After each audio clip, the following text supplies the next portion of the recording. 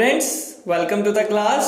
जैसे कि जानते हैं, अब हम डिटर्मिनेंट्स के बारे में डिस्कशन कर रहे थे। लास्ट लेक्चर में हमने डिटर्मिनेंट्स की एप्लीकेशंस भी देख ली, बट एक इंपॉर्टेंट टॉपिक जो डिटर्मिनेंट से रिलेटेड है वो अभी तक हमने डिस्कस नहीं किया, और जो कि आपका एक्सरसाइज 4.2 को डील करता था। द रीजन वाई मैंने उस एक्सरसाइज को डील नहीं किया, बिकॉज उस पर्टिकुलर एक्सरसाइज का यूज बाकी एक्सरसाइजेस में हमें देखने को नहीं मिलता है, और थोड़ा सा वो अगर डिटर्मिनेंट्स को देखा जाए तो ये टॉपिक थोड़ा सा कॉम्प्लिकेटेड माना जा सकता है। तो इसलिए पहले मैंने इजी टॉपिक्स को डिस्कस किया है, और अब लास्ट में हम इस टॉपिक पे आ रहे हैं। तो इस टॉपिक को अगर आप देखिए, एक बात मैं और बोल दूं, जो सीबीएसई स्पेशली 10+2 जो जेके बोर्ड के रिलेटेड अगर मैं बात करूं, तो ये जो एक्सरसाइज है 4.2, अगर आप जनरली देखो तो इसका जो लॉन्ग आंसर आपके क्वेश्चन पेपर में आता है, दैट कम्स इन और विद द एक्सरसाइज 4.6 जो हमने कल डिस्कस की थी। वो कौन सी थी? जिसमें हमने देखा था कि सिस्टम ऑफ सॉल्यूशंस का जो है वो सॉल्यूशन कैसे देखते हैं, सिस्टम ऑफ इक्वेशंस का सॉल्यूशन कैसे निकालते हैं। उस एक्सरसाइज का लॉन्ग आंसर जो है वो इस पर्टिकुलर टॉपिक के साथ 4.2 के साथ और में आता है। तो जिन लोगों को थोड़ा सा ये टफ मानते हैं वो इसको स्किप कर सकते हैं और उस टॉपिक पे ज्यादा कंसंट्रेट कर सकते हैं। बट जैसे कि हर टॉपिक इंपॉर्टेंट होता है और ये टॉपिक काफी इंपॉर्टेंट है, तो आज हम इसके बारे में कुछ डिस्कस करेंगे। The topic is properties of determinants. जैसे हमने मैट्रिसेस में देखा था, हमने कुछ ऑपरेशंस किए थे, वैसे ही कुछ ऑपरेशंस जो हैं वो हम डिटर्मिनेंट्स में करते हैं, और उन ऑपरेशन से होता क्या है कि जो हमारी डिटर्मिनेंट्स की कैलकुलेशन है दैट बिकम्स इजी। ठीक है, तो ये कुछ प्रॉपर्टीज हैं डिटर्मिनेंट्स की। जैसे कि अगर प्रॉपर्टी नंबर 1 देखें, प्रॉपर्टी नंबर 1 तो वो कहता है अगर आपके पास कोई भी डिटर्मिनेंट है, आपके पास कोई भी डिटर्मिनेंट है, लेट इट बी 1 2 3 4 से, ठीक है, अगर आप डिटर्मिनेंट्स की रोज और कॉलम्स को इंटरचेंज कर देते हैं, डिटर्मिनेंट की रोज और कॉलम्स को इंटरचेंज कर देते हैं, तो जो डिटर्मिनेंट की वैल्यू होती है वो सेम रहती है। डिटर्मिनेंट की वैल्यू सेम रहती है। कहने का मतलब जैसे ये डिटर्मिनेंट है, अगर हम इसका आंसर निकालें तो क्या निकलेगा? 4 - 3 × 6, तो ये क्या आ गया? -2 आ गया। ठीक है, अगर मैं इसमें क्या कर दूं, रोज और कॉलम्स को इंटरचेंज कर दूं, रोज और कॉलम्स को इंटरचेंज कर दूं, तो ये जो नया डिटर्मिनेंट बनेगा, मान लो इसका नाम डेल्टा 2 है, तो 1 2 बन गई पहला कॉलम और 3 4 बन गया दूसरा कॉलम। ठीक है, अब इसका अगर हम डिटर्मिनेंट निकालें तो ये क्या आएगा? 4 - 3 × 6 -2। तो आप देख रहे हो जो डेल्टा 1 है this is equals to delta 2। ये हमने प्रॉपर्टी कही, ये हमने एक जस्टिफिकेशन कर दी, एक पर्टिकुलर एग्जांपल लेके, है ना, वेरीफाई किया है। This is not the proof, this is a verification. तो वेरिफिकेशन में हमने क्या देखा कि अगर हम एक डिटर्मिनेंट लेते हैं, उसके रोज और कॉलम्स को इंटरचेंज कर देते हैं, तो जो नया डिटर्मिनेंट बनता है उसका आंसर और पहले का आंसर सेम होता है। तो प्रॉपर्टी भी आपकी स्क्रीन पे है, the value of the determinant remains unchanged if its rows and columns are interchanged, if its rows and columns are interchanged. और आपने एक डेफिनेशन पढ़ी थी मैट्रिसेस में कि जब रोज और कॉलम्स को इंटरचेंज किया जाता है तो जो नई मैट्रिक्स बनती है, अगर एक मैट्रिक्स ए है, इसके रोज और कॉलम्स को अगर आप इंटरचेंज करते हैं तो जो नई मैट्रिक्स बनती है उसको क्या बोलते हैं? ए का ट्रांसपोज, है ना, ए का ट्रांसपोज। तो अब यही कह रहा है कि अगर आप ए का ट्रांसपोज ले रहे, ए का डिटर्मिनेंट ले रहे हो, या उसके रोज एंड कॉलम्स इंटरचेंज करने पे उसका डिटर्मिनेंट ले रहे हो, तो ये दोनों क्या आते हैं? सेम। ये दोनों क्या आते हैं? Same. Determinant of a matrix is same as determinant of its transpose. इसको ऐसे भी कहा जा सकता है ना, इजी लैंग्वेज में। ठीक है, समझ आ गया, वेरीफाई भी हो गया एक पर्टिकुलर केस में। ठीक है, अच्छे से प्रॉपर्टीज को डिटेल में डिस्कस करेंगे, उनकी वेरिफिकेशन भी देखेंगे कि हमने उनको यूज कैसे करना है। ठीक है, और मेन बात, हम प्रॉपर्टीज पढ़ क्यों रहे हैं? प्रॉपर्टीज इसलिए पढ़ रहे हैं, आप आगे देखेंगे कि इनकी हेल्प से हम जो है डिटर्मिनेंट की एक्सपेंशन इजी से कर सकते हैं। अब नेक्स्ट प्रॉपर्टी आ जाए, प्रॉपर्टी नंबर 2। प्रॉपर्टी नंबर 2 क्या कहती है कि आप डिटर्मिनेंट की किन्हीं भी 2 रोज को एक्सचेंज कर दो। ठीक है, अगर मैं रोज की बात कर रहा हूं तो आप सेम चीज कॉलम्स में भी कर सकते हो। किन्हीं भी दो रोज को एक्सचेंज कर दो, मतलब R1 और R2 को एक्सचेंज कर दो। सपोज R1 का बना दो R2 और R2 का बना दो R1, तो डिटर्मिनेंट में क्या चेंजिंग आएगी? जो डिटर्मिनेंट में चेंज आएगी वो ये होगी कि डिटर्मिनेंट का साइन चेंज हो जाएगा। जैसे आप डेल्टा ले लो, सपोज 1 2 3 4, यही मैं इजी से एग्जांपल अंडरस्टैंडिंग के लिए ले रहा हूं, इसका नाम डेल्टा 1 मान लो। इस डिटर्मिनेंट को अगर आप कैलकुलेट करो तो ऑलरेडी किया था, 4 माइनस 6 कितना आ रहा है? -2। अब कोई कहता है मैं क्या कर रहा हूं, R1 और R2 को इंटरचेंज कर रहा हूं, R1 R2 को इंटरचेंज कर रहा हूं। तो मान लिया ऐसा करने से जो डिटर्मिनेंट बना वो नया बन गया, ठीक है। तो अब इसका आंसर कैलकुलेट करेंगे, क्या आएगा? तो ये क्या आ जाएगा? 3 2 6 माइनस 4 1 4, तो क्या आ गया? This is +2। तो डेल्टा 1 और डेल्टा 2 में क्या रिलेशन आया?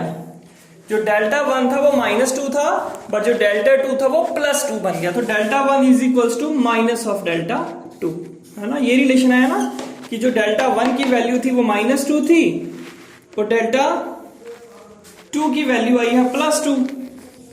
तो ये दोनों बराबर कब होंगे? ये दोनों बराबर कब होंगे? जब इसके साथ लगाएंगे माइनस, है ना। तो जब ये माइनस आया तो क्या हो गया? डेल्टा 1 और डेल्टा 2 में जो एक दूसरे का ये डिफरेंस जो है वो माइनस का है। जो साइन इधर है उसका अपोजिट साइन इधर है, या बोल सकते हैं जो साइन इधर है उसका अपोजिट साइन इधर है। तो ये कब हुआ? जब हमने किन्हीं दो रोज को इंटरचेंज किया। सिमिलरली अगर आप किन्हीं दो कॉलम्स को इंटरचेंज करते हो तो तब भी ऐसा ही होता है। तो प्रॉपर्टी आपकी स्क्रीन पे है, इफ एनी टू रोज और columns are interchange then the sign of the determinant changes, sign of the determinant changes. तो प्रॉपर्टी भी आपको समझ आ गई, वेरीफाई भी होगी, ठीक है। प्रूफ्स भी आपकी टेक्स्ट बुक पे है। प्रूफ्स तो जैसे प्रूफ आपको पता है कैसे करते हैं, हम डिटर्मिनेंट को फाइंड आउट करते हैं और ये रिजल्ट फाइंड आउट करते हैं। अब नेक्स्ट आ जाते हैं प्रॉपर्टी नंबर 3। प्रॉपर्टी नंबर 3 जो कि अब जो प्रॉपर्टी आ रही है ये इंपॉर्टेंट प्रॉपर्टी है और ये प्रॉपर्टी यूज होती है काफी। ये कहता है इफ एनी टू रोज या columns of a determinant are same then the determinant is 0, then the determinant is 0। अगर कोई भी डिटर्मिनेंट है 3 क्रॉस 3 लेते हैं, सपोज यहां है 1 2 3 और यहां भी 1 2 3 है। अगर डिटर्मिनेंट की दो रो सेम है, यहां पे क्या है R1 इक्वल्स टू R3 है ना, R1 इक्वल्स टू R2। अगर डिटर्मिनेंट की दो रो सेम है देन डेल्टा क्या होगा 0। इस डिटर्मिनेंट की वैल्यू क्या आ जाएगी 0 आ जाएगी। और वो कैसे आएगी थोड़ा सा हिंट देख ले, है ना, वो कैसे आएगी। चलो एक प्रॉपर्टी लास्ट में देखेंगे, उसकी हेल्प से फिर देख लेंगे इसको, ठीक है। तो फिलहाल आप ये याद रखिए property number 3, if any two rows और कॉलम्स आर आइडेंटिकल, अगर कोई भी दो कॉलम्स आइडेंटिकल है, सारे एलिमेंट्स जितने एलिमेंट्स इसके तीनों के तीनों जो है तीनों के तीनों सेम, ऐसा नहीं हो या 1 2 3 हो या 1 0 3 हो, तब ये दोनों तो सेम ये दोनों तो सेम, बट ये नहीं कह सकते इस केस में R1 और R2 बराबर हैं। R1 और R2 बराबर नहीं है। जब बराबर होंगे तो तभी ऐसा होगा, ठीक है। ये रोज के लिए भी ट्रू और कॉलम्स के लिए भी ट्रू। मान लो पहला कॉलम है 2 3 7 6 और ये कॉलम है 1 -1 0, बट ये जो कॉलम है ये भी कॉलम है 2 3 6। तो यहां पे क्या है इस केस में, इस केस में अगर आप देखोगे C1 इक्वल्स टू C3, पहला कॉलम और तीसरा कॉलम सेम है, और जैसे ही कोई भी दो रो या दो कॉलम सेम आए तो डेल्टा क्या हो जाएगा 0, डिटर्मिनेंट की वैल्यू क्या हो जाएगी 0, ठीक है। हम ये प्रॉपर्टी मेंशन कर देंगे जब भी हम क्वेश्चन करेंगे। तो क्वेश्चन देखो ना इजी हो गया, आपको सॉल्व नहीं करना, आप देख के ही बता सकते हो, आपका क्वेश्चन इजी हो गया ना, प्रॉपर्टीज इसलिए पढ़ रहे हैं। तो ये अच्छी प्रॉपर्टी थी। नेक्स्ट प्रॉपर्टी आ जाएगी प्रॉपर्टी नंबर 4, ठीक है। प्रॉपर्टी नंबर 4 क्या कहती है, उसको मैं थोड़ा मैट्रिक्स से रिलेट करूंगा पहले। जैसे आपने एक मैट्रिक्स देखी 2 क्रॉस 2 मैट्रिक्स 1 2 3 0, तो मैंने आपको सिखाया था अगर मैट्रिक्स ए को कोई कहता है 2 से मल्टीप्लाई करो तो हम क्या करते हैं, मल्टीप्लीकेशन कैसे करते हैं, ये एलिमेंट इसके साथ भी मल्टीप्लाई होता है, इसके साथ भी, इसके साथ भी, इसके साथ भी, है ना।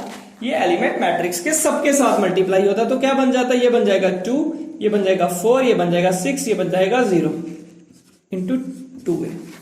तो जब हम मैट्रिक्स को किसी स्केलर से मल्टीप्लाई करते हैं तो वो मैट्रिक्स के हर एलिमेंट से मल्टीप्लाई होता है, ठीक है।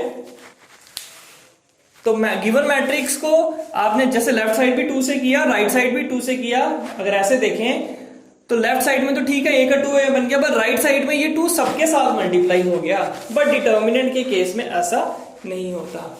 उसमें क्या होता है कि अगर आपके पास ये डिटर्मिनेंट है, सपोज वैल्यूज हमें a1, a2, b1, b2, कोई भी जनरल ले रहे हैं, इसका नाम मान लिया डेल्टा था, इसका मान लिया डेल्टा था। अब आप बोलते हो इसको भी 2 से मल्टीप्लाई करो और इसको भी 2 से मल्टीप्लाई करो, ठीक है। अब जब इस 2 को अंदर ले जाना है, जब इस 2 को अंदर ले जाना है, तो या तो वो पहली रो से मल्टीप्लाई होगा, तो वो बन सकता है 2a1, 2a2। अगर पहली रो से मल्टीप्लाई कर दिया, सारे एलिमेंट से करना है, तो सेकंड रो को चेंज नहीं करना है, सेकंड रो को चेंज नहीं करना है। और आप क्या कर सकते हो, इस 2 को इन पहले 2 से मल्टीप्लाई ना करो, आप सिर्फ b1 और b2 से मल्टीप्लाई करो, ठीक है। या तो r1 से मल्टीप्लाई होगा या तो r2 से मल्टीप्लाई होगा, वैसे ही या ये c1 से मल्टीप्लाई होगा, c1 पूरे से 2a1, सॉरी यहां पे 2 आएगा, वैसे ही 2b1, a2 और b2 वैसे रहेंगे। और कोई बोलता है नहीं मुझे c1 नहीं c2 से मल्टीप्लाई करना है, तो ये मल्टीप्लाई होगा a1 और b1 ऐसे रहेंगे, ये मल्टीप्लाई होगा 2a2 से और 2b2, ये बन जाएगा। तो क्या कहा हमने कि जब एक एलिमेंट को डिटर्मिनेंट के अंदर जाना है, तो या तो वो r1 से मल्टीप्लाई होगा या r2 से या c1 से या c2 से, एट ए टाइम किसी एक से ही मल्टीप्लाई हो सकता है, सभी से मल्टीप्लाई नहीं होता, ठीक है। अगर हम इसको इस लैंग्वेज में पढ़ सकते हैं, ये इजी प्रैक्टिकल लैंग्वेज है। दूसरी तरीके से कैसे बोलते हैं कि अगर आप किसी मैट्रिक्स के, ये तो समझ आ गया ना, अगर आप किसी डिटर्मिनेंट के किसी एक रो को या किसी एक कॉलम को किसी नंबर से मल्टीप्लाई करते हैं, तो डिटर्मिनेंट की वैल्यू उस केस में क्या बन जाती है, डिटर्मिनेंट की वैल्यू उस केस में बन जाती है वही स्केलर उस डिटर्मिनेंट की वैल्यू से मल्टीप्लाई हो जाता है। क्या प्रॉपर्टी है, if each element of a row, if each element of a row, एक रो का or a column is multiplied by a constant say 2 or k, then the value of the determinant gets multiplied by the constant k, ठीक है। अगर एक रो को किसी scalar से multiply कर रहे हो तो इसकी वैल्यू भी उसी स्केलर से मल्टीप्लाई होगी। इसको थोड़ा इन जनरल हम और समझने की कोशिश करते हैं, ठीक है। इसकी एक्सपेंशन करते हैं, फिर मैट्रिक्स से और अच्छा रिलेट हो जाएगा। पहली बात तो आपने सीख ली है कि या r1 से करो या यहां हमने r1 से किया है, यहां r2 से, यहां c1 से और लास्ट केस में किया c2 से, ठीक है। अब इसको थोड़ा सा और डिटेल में समझते हैं, because this is an important property, इसमें गलती हो सकती है। मान लिया मैंने पहले एलिमेंट को मैंने क्या ऑपरेशन किया, यहां पे मैंने क्या किया, r1 को मल्टीप्लाई कर दिया 2 से, r1 को मल्टीप्लाई कर दिया 2 से, तो ये डिटर्मिनेंट क्या बन जाएगा, बोलता है अगर आप किसी पर्टिकुलर रो को किसी स्केलर से मल्टीप्लाई करते हो तो डिटर्मिनेंट को भी उसी स्केलर से मल्टीप्लाई करना पड़ेगा। तो ये बन जाएगा 2a1, 2a2, b1 और b2, ठीक है। r1 को अगर 2 टाइम्स कर दिया तो डिटर्मिनेंट को भी 2 टाइम्स करना पड़ेगा। अब मान लिया क्या करते हैं जी, r2 को भी 2 टाइम्स मल्टीप्लाई करते हैं। अब मैं बोलता हूं रो 2 को भी मल्टीप्लाई करना है, तो रो 1 तो वैसी की वैसी ही है। अब रो 2 को मल्टीप्लाई कर दिया 2 से। अब हमने एक नया ऑपरेशन किया ना, किसी रो को 2 से मल्टीप्लाई कर दिया। ऐसा करने से क्या होता है, डिटर्मिनेंट को भी 2 से मल्टीप्लाई करना पड़ेगा। तो ये जो डिटर्मिनेंट की वैल्यू पहले थी उसको भी हमने 2 से मल्टीप्लाई करना पड़ेगा, क्योंकि हमने ये ऑपरेशन कहा है। और प्रॉपर्टी 4th क्या कहती है, यही कहती है कि अगर किसी भी रो या कॉलम के एलिमेंट्स को, सॉरी दिस इज आल्सो 2, आप किसी एक स्केलर से मल्टीप्लाई करते हो तो डिटर्मिनेंट को भी उसी से मल्टीप्लाई करना है। और ये क्या बन गया, 2 का square equals to delta 2a1, 2a2, 2b1, 2b2। अब यहां पे क्या हो गया है, हर एलिमेंट को 2 से मल्टीप्लाई कर दिया गया ना, हर एलिमेंट्स को 2 से मल्टीप्लाई कर दिया गया है। तो अगर आप हर एलिमेंट को एक सेम स्केलर से मल्टीप्लाई कर रहे हो तो डिटर्मिनेंट के पास क्या बन रहा है, उस स्केलर की पावर बन रही है। वो पावर क्या है, जो इसमें नंबर ऑफ रोज हैं या कॉलम्स बोल सकते हैं, है ना। ये 2 की पावर 2 ही क्यों आया, क्योंकि हमने पहले एक रो को 2 से मल्टीप्लाई किया, फिर दूसरी को किया, इसलिए 2 की पावर 2 आया। कल को मान लो ये होता है, इसको मैं एक्सटेंड कर रहा हूं, A3 B3 C1 C2 C3, ठीक है। अब मैं फर्स्ट रो को 2 टाइम्स बना देता तो क्या बनता, 2A3 B3 C1 C2 C3, ठीक है, क्लियर है। अब मैंने रो 2 को 2 टाइम्स किया तो यहां पे क्या बन जाता, 2A3 2B1 2B3, और यहां पे मेरे पास आता सेम C1 C2 C3। क्या ये विजिबल है, C1 C2 C3, ठीक है, विजिबल है। तो अब हमने पहले को मल्टीप्लाई किया तो ये भी 2 से मल्टीप्लाई हुई रो, तो डिटर्मिनेंट भी 2 से मल्टीप्लाई हुआ। फिर हमने सेकंड रो को 2 से मल्टीप्लाई किया तो डिटर्मिनेंट फिर 2 से मल्टीप्लाई हो गया।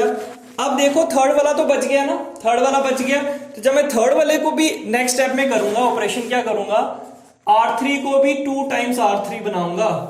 तो यहां पे क्या आ जाएगा, यहां पे ये तो ऑलरेडी 2A1 था, ये 2A2 2A3 2B1 2B2 2B3, then अब R3 को भी 2 से मल्टीप्लाई कर रहा हूं तो 2C1 2C2 2C3। लेकिन जैसे ही मैंने प्रॉपर्टी कहती है फोर्थ किसी रो को 2 से मल्टीप्लाई स्केलर से मल्टीप्लाई किया, ये पहले क्या था 2 इंटू 2, एक 2 ये था एक, और अब रो थर्ड को 2 से मल्टीप्लाई किया तो इस पूरे डिटर्मिनेंट को 2 से मल्टीप्लाई करना पड़ेगा। और ये क्या है 2 इंटू 2 इंटू 2, इसको क्या लिख सकते हैं 2 की पावर 3। दैट मीन्स अगर हमने मैट्रिक्स के सारे एलिमेंट्स को एक स्केलर से मल्टीप्लाई करना है तो डिटर्मिनेंट की वैल्यू क्या बन जाएगी, वही स्केलर की पावर जितने इसमें नंबर ऑफ रोज हैं, जितने नंबर ऑफ रोज हैं, ठीक है, समझ आ गया। इसको इन शॉर्ट लिखते हैं, ये आपका ऑब्जेक्टिव भी है एक्सरसाइज का, कि अगर एक मैट्रिक्स के है जिसका ऑर्डर है से n क्रॉस n, है ना, डिटर्मिनेंट में तो n भी लिख देते हैं, है ना, मैट्रिक्स ऑफ ऑर्डर 3 का मतलब ही होता है 3 क्रॉस 3। ये अगर उस मैट्रिक्स का ऑर्डर है, कोई भी मैट्रिक्स A है, sorry, suppose A is a matrix of order this, then determinant of KA, अगर उस मैट्रिक्स को K से मल्टीप्लाई कर दें तो इसका डिटर्मिनेंट क्या होगा, है ना। जैसे गिवन मैट्रिक्स थी, ये मैट्रिक्स मान लो A है पूरी, ये मैट्रिक्स A थी पहले, ये वाली A1 A2 A3 B1 B2 B3 C1 C2 C3, ये मैट्रिक्स A है। इसका आपने डिटर्मिनेंट निकाल दिया, इसको अब हमने इसका डिटर्मिनेंट निकाल दिया, सपोज कुछ भी आंसर आ गया। अब मैंने इसको K से मल्टीप्लाई कर दिया, KA, तो KA करने से क्या हुआ, सारे एलिमेंट क्या हो गए, K से मल्टीप्लाई हो गए, सारे एलिमेंट्स को K से मल्टीप्लाई करना पड़ा। अभी हमने देखा अगर सारे एलिमेंट्स को मल्टीप्लाई करते हैं तो वो जो डिटर्मिनेंट होता है उसके साथ में क्या आ जाता है, उस डिटर्मिनेंट के साथ में क्या आ जाता है, इसका जो डिटर्मिनेंट बनेगा वो पहले वाले डिटर्मिनेंट के साथ कुछ मल्टीप्लाई होगा जो स्केलर होगा, और उसकी पावर क्या आएगी, उसकी पावर जो ये n क्रॉस n में n था, तो यहां पे n क्या है 3, ठीक है। पहले डिटर्मिनेंट आया ये, जब मैट्रिक्स को K से मल्टीप्लाई करने पे सारे एलिमेंट्स को K से मल्टीप्लाई करना पड़ता है, और डिटर्मिनेंट्स में हमने सीखा जब सारे एलिमेंट्स को K किसी एक स्केलर से मल्टीप्लाई करते हैं तो उस K की पावर आ जाती है जितनी उसमें नंबर ऑफ रोज हैं। तो इसलिए अगर मैट्रिक्स A को अगर K से मल्टीप्लाई किया, उस मैट्रिक्स का डिटर्मिनेंट निकालना है तो मैट्रिक्स को बिना K से मल्टीप्लाई करो और K की पावर क्या कर दो, n कर दो, K की पावर n कर दो। ये हमने देखा proof of this result discussion के साथ। एक मैट्रिक्स A थी, उसका डिटर्मिनेंट निकाल दिया, फिर बोलता है उसको K से मल्टीप्लाई करो, तो K से मल्टीप्लाई करने पे सबको मल्टीप्लाई करना पड़ा। सबको मल्टीप्लाई कैसे किया, पहले पहली रो को किया, फिर एक 2 आया, फिर दूसरी से को किया, फिर एक सेकंड 2, फिर तीसरी को किया थर्ड 2। तो उस k की पावर कितनी बन रही है, k की पावर जितनी रोज हैं, तो 1 2 3, तो k की पावर 3। तो अगर रोज n है तो k की पावर n। ठीक है, आई होप ये प्रॉपर्टी आपको समझ आ गई होगी। ठीक है, और ये काफी इंपॉर्टेंट प्रॉपर्टी है। और इसके साथ आपका एक्सरसाइज का इक्वेशन भी खत्म हो गया, ऑब्जेक्टिव टाइप, ये ऑब्जेक्टिव में आता भी है। ठीक है, अब इस प्रॉपर्टी से आप दो चीजें और सीख सकते हो इस प्रॉपर्टी की हेल्प से। पहली चीज क्या है कि अगर एक मैट्रिक्स A है 1 2 3 सपोज 4 8, ठीक है, ये मैट्रिक्स की जगह में डिटर्मिनेंट की बात करें तो डिटर्मिनेंट ले लेता हूं।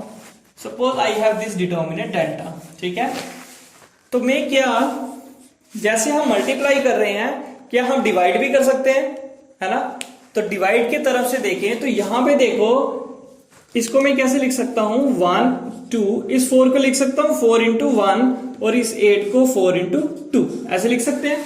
तो आप अगर देखें, आप ये मान सकते हैं कि ये एक स्केलर है जो k का काम कर रहा है, और ये जो k है वो एलिमेंट से मल्टीप्लाई हुआ है पर्टिकुलर एक रो से। तो क्या उसको हम डिटर्मिनेंट के बाहर ले सकते हैं, ऐसे लिख सकते हैं, लिख सकते हैं ऐसे, बिल्कुल लिख सकते हैं। क्योंकि अगर हमने किसी डिटर्मिनेंट को किसी स्केलर से मल्टीप्लाई करना है तो वो स्केलर एक पर्टिकुलर रो में जाके मल्टीप्लाई हो जाता है। तो बिल्कुल ये सेकंड रो उसमें मल्टीप्लाई था, हमने उसको कॉमन बाहर निकाल दिया। तो क्या कहता है ये, एक सॉर्ट ऑफ कोरोलरी है क्या, we can always take elements common from a given determinant. ठीक है, गिवन डिटर्मिनेंट से कॉमन ले सकते हैं। और इसका जो नेक्स्ट कोरोलरी है वो बिल्कुल इसी की ही एप्लीकेशन है, जो आपको बताएगी हम कॉमन क्यों ले रहे हैं। वो कहती है कि अगर किसी भी डिटर्मिनेंट्स के जो एलिमेंट्स हैं कॉरस्पॉन्डिंग वो प्रोपोर्शनल हैं, अगर वो एलिमेंट्स प्रोपोर्शनल हैं, then the determinant is 0। If क्या property, if corresponding elements of any two rows, corresponding elements of any two rows और columns are proportional, then the value of the determinant is 0। अब proportional का क्या मतलब है, proportional का मतलब है अगर आपके पास एक एलिमेंट ये है और एक एलिमेंट ये है, आप इन दोनों को एक सेम नंबर से मल्टीप्लाई करते हो। मान लिया मैंने इनको 3 से मल्टीप्लाई किया, ये बन गया 3 1 3 3 2 6। अब ये जो एलिमेंट्स हैं ये आपस में क्या है, प्रोपोर्शनल है, आपस में क्या है, प्रोपोर्शनल है, क्योंकि इनकी रेशियो जो है वो सेम है। 1:3 करो और 2:6 करो, ये बराबर है ना। 2:6 का मतलब क्या है, 1:3, ये दोनों रेशियोस बराबर हैं, इसलिए हम वर्ड कहते हैं कि ये प्रोपोर्शनल है। इजी लैंग्वेज में प्रोपोर्शनल समझना है तो क्या है कि जो कोई भी दूसरी रो है वो पहली रो का मल्टीपल है, आप ऐसे बोल सकते हो। तो अगर आप यहां पे देखो, क्या इन दोनों को सेम नंबर से किसी मल्टीप्लाई करें तो ये बनता है, बिल्कुल। अगर इसको 4 से करें तो ये 4 बनता है, इसको 4 से करें तो 8 बनता है। तो हमने क्या किया, तो कहता है अगर कोई भी दो एलिमेंट प्रोपोर्शनल है तो ये डिटर्मिनेंट क्या होगा, सीधा 0 होगा। और वो क्यों होगा, वो पिछली प्रॉपर्टी से हम देख सकते हैं। हमने क्या किया, ये जो 4 था इसको कॉमन ले लिया। अब यहां पे क्या आ गया, R1 इक्वल्स टू R2 आ गया, R1 इक्वल्स टू R2। तो अभी हमने जो प्रॉपर्टी पढ़ी थी, property number 3, if any two rows or any two columns are same then the value of the determinant is 0, है ना। वैल्यू क्या हो जाती है, 0। तो इसलिए कहता है कि अगर कोई भी दो रोज प्रोपोर्शनल है तो भी डिटर्मिनेंट क्या हो जाएगा, 0, बिकॉज उस केस में हम एक स्केलर को कॉमन ले सकते हैं। ठीक है, तो अब सेम देखिए वैल्यू तब भी 0, और प्रोपोर्शनल देखिए कोई रोज तब भी डिटर्मिनेंट की वैल्यू 0 आ जाएगी। ठीक है, ये जो दो प्रॉपर्टीज थी, प्रॉपर्टी नंबर 3 और 4, ये काफी इंपॉर्टेंट प्रॉपर्टीज थी। ठीक है, अब प्रॉपर्टी नंबर 5 क्या कहती है, प्रॉपर्टी नंबर 5 कहती है, उसका क्वेश्चन करते हैं, उससे समझ लेते हैं। तो question number exercise 4.2, question number 1 देखते हैं हम। तो क्वेश्चन नंबर 1 है एक्सरसाइज का, this is x y z a b c x plus a y plus b z plus c। तो अगर आप यहाँ पे देखिए, जो रो थर्ड के जो एलिमेंट है, these are sum of two elements. तो कहता है इन दो एलिमेंट्स, अगर किसी भी रो में एलिमेंट्स जो सम ऑफ 2 है या 2 से ज्यादा है, तो हम क्या कर सकते हैं, गिवन डिटर्मिनेंट को जो है वो ब्रेक कर सकते हैं इस फॉर्म में, X Y Z A B C. देखो ये तो एक एक बार ही है ना, तो ये ऐसे ही आएंगे। जो ये पहले लिखे हैं ना इस प्लस से पहले, इन सबको ले लीजिए एक्स वाई जेड। अब ये जो प्लस है that will give you a new determinant, ये आपको नया डिटर्मिनेंट दे देगा जिसमें पहले दोनों कॉलम सेम रहेंगे, X Y Z A B C. जो थर्ड कॉलम है वो प्लस के बाद वाली एंट्रीज हो जाएंगी, प्लस के बाद वाली एंट्री हो जाएंगी। और यहां पे लिखोगे आप बाय प्रॉपर्टी 5, बाय प्रॉपर्टी 5। तो प्रॉपर्टी 5 क्या कहती है, इफ सम, इसमें से कुछ हो या सारे के सारे एलिमेंट्स हो, सबके साथ भी प्लस हो सकता है या कुछ के साथ में सम, ये सम की टाइप हो सकती है कि 1 प्लस सेकेंड 1 प्लस 2 1 प्लस 2 है ना, दो टर्म्स का सम हो रहा है। तो अगर ऐसा होता है, इफ सम, इसमें से कुछ या सभी के सभी एलिमेंट्स ऑफ अ रो और एक्सप्रेस्ड एज सम ऑफ 2 और more than 2 elements, then the determinant can be expressed as the sum of 2 or more determinants। क्या करेंगे, ये अगर दो बार है, टर्म्स दो हैं, तो 2 डिटर्मिनेंट्स बना देंगे। अगर ये 3 है तो 3 डिटर्मिनेंट्स बना देंगे। जो पहला सेट है उसको पहले में रखेंगे, जो दूसरा सेट है उसको दूसरे में रखेंगे। ठीक है, ये करते जाएंगे, आपको क्लियर होता जाएगा। सपोज यहाँ पे एक C1 C2 C3 होते, तो फिर पहली ये बनती, दूसरी ये, एक और बनती जिसमें पहले 2 कॉलम सेम रहते, उसके बाद C1 C2 C3 आ जाता। ठीक है, अब यहां देखिए क्या है, X Y Z A B C X Y Z. यहां पे अगर आप देखिए ये जो कॉलम C1 है और C2 सेम है, तो if any 2 columns are same then the value is 0 plus. वापिस देखिए यहां पे C2 और C3 सेम है, C2 और C3 सेम है, तो 2 कॉलम्स है तो वैल्यू ऑफ डिटर्मिनेंट 0, तो 0 प्लस 0 इज 0। तो यहां पे हम लिख सकते हैं बाय प्रॉपर्टी, कौन सी प्रॉपर्टी, बाय प्रॉपर्टी 3। और लिखना भी है, उसको एक्सप्लेन भी करना है। प्रॉपर्टी ये क्या कहती है, सिर्फ नाम नहीं लिखना, इसको एक्सप्लेन करना है। By property 3 comma if any 2 rows और columns are same then the value of the determinant is 0। ठीक है, ये प्रॉपर्टी आपने पूरी जो है वो एक्सप्लेन करनी है। ठीक है, ये 0 क्यों आया, देखो इजी हो गया ना। हमने देखा 2 कॉलम सेम है, आंसर 0, 2 कॉलम सेम है, आंसर 0। अगर आप नॉर्मल कैलकुलेशन करते तो क्वेश्चन जो है वो काफी लंबा हो जाता। ठीक है, ये प्रॉपर्टी आपने समझ ली। अब जो लास्ट प्रॉपर्टी है वो ऑलरेडी आप मैट्रिक्स में वैसा ऑपरेशन कर चुके हो। Property number 6, property number 6 the last property. वो प्रॉपर्टी क्या कहती है कि अगर आप किसी रोज में किसी और रो को ऐड करते हो, है ना, किसी रो में किसी और रो को ऐड कर सकते हो किसी स्केलर से मल्टीप्लाई करने के बाद, या किसी कॉलम में ऐसा कुछ करते हैं, किसी कॉलम में उसके कॉरस्पॉन्डिंग कॉलम के एलिमेंट्स को कुछ स्केलर से मल्टीप्लाई करने पे ऐड करते हैं, then delta remains same, then delta remains same. तो क्या प्रॉपर्टी आपकी स्क्रीन पे भी है, क्या है property, if a row is multiplied by the corresponding elements of a row by some constant k and then added the value of the determinant में same. तो आप इस तरह के अगर आप ऑपरेशंस करते हो अपनी डिटर्मिनेंट में, तो डिटर्मिनेंट की वैल्यू में कोई फर्क नहीं आता, कोई फर्क नहीं आता। तो इसको भी हम एप्लीकेशन करके देख लेते हैं। जैसे क्वेश्चन नंबर 2 देखो आप अपनी स्क्रीन पे, तो क्या दिया है, a minus b, b minus c, c minus a।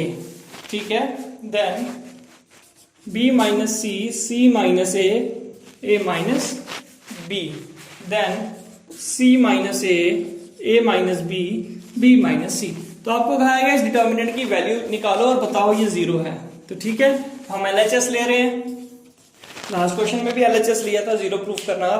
तो अब नॉर्मल कैलकुलेशन करोगे, ये लोगे फिर इन दोनों को सॉल्व करोगे, देन माइनस ये फिर इन दोनों को, फिर देन ये, क्वेश्चन लंबा हो जाएगा।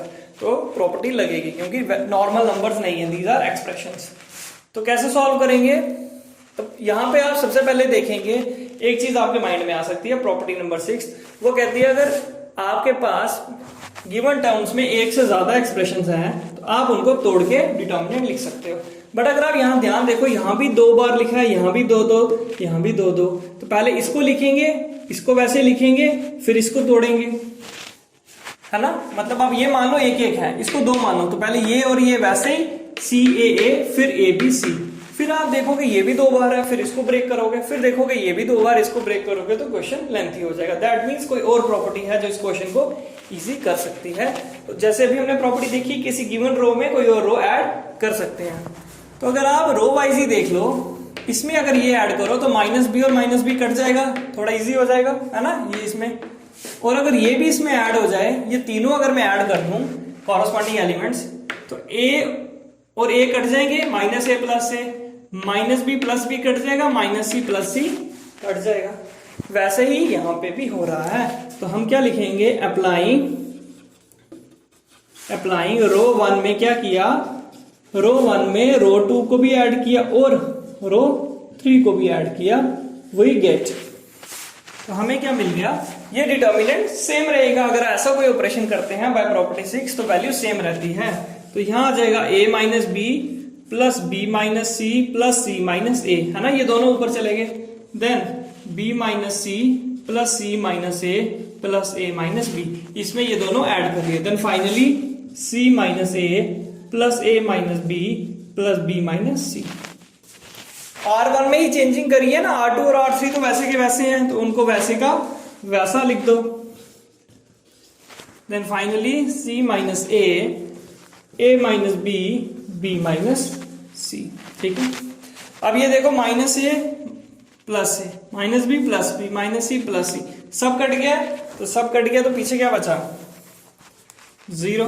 यहां भी b माइनस प्लस ए प्लस सी माइनस सी, क्या आएगा 0। सिमिलरली यहां पे भी क्या आ जाएगा 0। तो अब इसको अगर सॉल्व करेंगे, ऑलरेडी हम पहले देखा डिटर्मिनेंट्स में, अगर एक पूरी रो 0 बन जाती है, डिटर्मिनेंट की वैल्यू क्या आ जाती है 0। वो क्यों, अगर ये मल्टीप्लाई होगा this into this into this this into this, इन दोनों को मल्टीप्लाई करके कुछ भी आए, जब 0 से मल्टीप्लाई होगा तो 0, वैसे इस 0 से जब इनका प्रोडक्ट मल्टीप्लाई होगा वो भी 0, इस 0 से इनका प्रोडक्ट मल्टीप्लाई होगा तब भी answer 0। So this whole answer comes out to be the 0, है ना। तो ये पूरा आंसर क्या आ जाएगा 0, which is equal to RHS। यही हमने प्रूफ करना था, तो क्या प्रॉपर्टी यूज की हमने, सिर्फ एक ही प्रॉपर्टी यूज की कि गिवन रो में कॉरस्पॉन्डिंग एलिमेंट के रोज के एलिमेंट्स को ऐड किया जा सकता है। अगर आप यहां ध्यान से देखिए, अगर आप R1 की जगह C1 लेते और C1 में एलिमेंट्स ऐड करते, C1 में बाकी सारे कॉरस्पॉन्डिंग C2 और C3 के ऐड करते, तब ये 0 बनते और उस केस में भी आंसर क्या आता 0। ठीक है, सो आई होप आपको थोड़ी सी अंडरस्टैंडिंग होगी डिटर्मिनेंट्स की with some examples and justifications. कुछ इजी क्वेश्चंस किए हैं, कल के लेक्चर में थोड़े से मुश्किल क्वेश्चन होंगे, तो इसलिए आज मैंने फोकस प्रॉपर्टीज पे ज्यादा किया है, ताकि सो दैट आपको प्रॉपर्टीज क्लियर हो जाए। एक छोटा सा रिविजन कर लेते हैं प्रॉपर्टीज का। आप अपने टेक्स्ट बुक, आपने नोटबुक पे लिखी होंगी, वहां से देखते जाइए। तो प्रॉपर्टी 1 क्या कहती है, अगर मैट्रिक्स की रोज और कॉलम्स को इंटरचेंज कर देते हैं तो डिटर्मिनेंट की वैल्यू सेम रहती है। दैट मींस कि determinant of a matrix A is same as the determinant of its transpose. ठीक है, दूसरी प्रॉपर्टी क्या कहती है कि अगर आप किन्हीं 2 रोज को एक्सचेंज करते हो या कॉलम्स को, तो डिटर्मिनेंट का साइन चेंज हो जाता है ना, रोज या कॉलम्स चेंज करने से। थर्ड प्रॉपर्टी कहती है, जो इंपॉर्टेंट है, कि अगर मैट्रिक्स डिटर्मिनेंट की कोई भी 2 रोज या कोई भी 2 कॉलम्स सेम हो जाते हैं, आइडेंटिकल हो जाते हैं, तो उस केस में डिटर्मिनेंट 0 हो जाता है। क्या हो जाता है 0। तो जब भी आपको मोस्ट ऑफ द केसेस में लिखे कि आंसर 0 दिखाना है, तो कहीं ना कहीं ये प्रॉपर्टी यूज होगी। ठीक है, देन अगर डिटर्मिनेंट के किसी पर्टिकुलर रो को या पर्टिकुलर कॉलम को किसी k से मल्टीप्लाई करते हैं स्केलर से, तो उस केस में जो डिटर्मिनेंट की वैल्यू है वो भी k टाइम्स हो जाती है पर्टिकुलर रो को। तो अगर सारे एलिमेंट्स को मल्टीप्लाई करना है तो k की पावर जितनी रोज है, ये भी आपने सीख लिया। पर्टिकुलर रो या कॉलम को करना है तो k से डिटर्मिनेंट को मल्टीप्लाई करो, और पूरी मैट्रिक्स को k से करेंगे तो उसके बाद जो डिटर्मिनेंट बनता है वो k की पावर मल्टीप्लाई हो जाती है उस गिवन डिटर्मिनेंट से। और इससे हमें 2 प्रॉपर्टीज मिली, क्या, कोरोलरीज, कि हम जैसे मल्टीप्लाई कर रहे हैं वैसे किसी पर्टिकुलर रो या कॉलम से एलिमेंट्स को कॉमन भी ले सकते हैं, और अगर कोई भी दो रो या कॉलम आइडेंटिकल होती हैं तब भी डिटर्मिनेंट की वैल्यू 0 हो जाती है। तो प्रॉपर्टी उसके बाद फिफ्थ पढ़ी, वो तो इजी थी कि अगर किसी भी रो या कॉलम में एक से ज्यादा एलिमेंट है इन द फॉर्म ऑफ 1 + 2 है ना, the elements are sum of 1 और मोर देन 2 एलिमेंट्स, तो जो गिवन डिटर्मिनेंट है उसको सेपरेट किया जा सकता है ना, उतने ही डिटर्मिनेंट उसके बनाए जा सकते हैं जितने एलिमेंट्स को सम किया हुआ है। एंड लास्ट प्रॉपर्टी जो कि ऑपरेशंस भी कह सकते हैं कि अगर डिटर्मिनेंट में कोई ऑपरेशन करते हैं किसी रो में, कॉरस्पॉन्डिंग रो को ऐड करते हैं किसी स्केलर से मल्टीप्लाई करने के बाद, तो value of the determinant remain same. Hope things are clear. आप इसको एक बार रिवाइज कीजिए अच्छे से, प्रॉपर्टीज को जस्टिफाई कीजिए, खुद एग्जांपल लेने से चीजें क्लियर होंगी। और जब हम कल इन क्वेश्चंस को रिपीट करेंगे, इनमें प्रॉपर्टीज को यूज करेंगे, आपको कंसेप्ट्स और क्लियर हो जाएंगे। ओके, कोई भी डाउट हो फिर भी कमेंट सेक्शन में लिखिए। Thank you.